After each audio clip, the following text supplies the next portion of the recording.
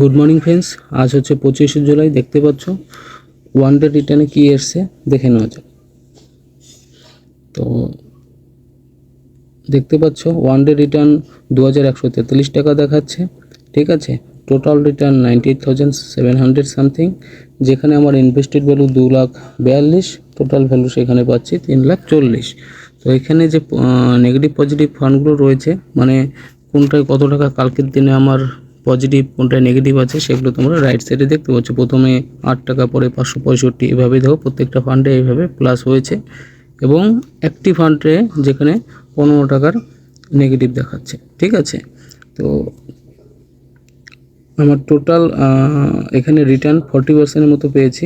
পোর্টফোলিওটা একবার দেখিয়ে দিচ্ছি। পোর্টফোলিও এরকমভাবে দেখাচ্ছে আপ ডাউনে।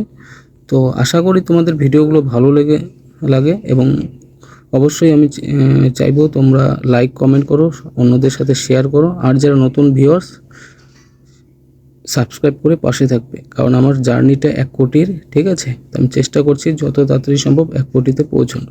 কিন্তু কি আছে, প্রবলেম একটাই, মিডিল ক্লাসের খুব সমস্যা, ঠিক আছে। সেভিংসটা খুব কমই হয়। তো তার মধ্য দিয়ে টার্গেট করে চলছি। আমি কিভাবে টার্গেট করি সেটাও আমি এর পরের ভিডিওতে নিয়ে আসব, ঠিক আছে। তো আশা করছি সাথে থাকবে। দেখা হবে পরের ভিডিওতে। Thank you so much.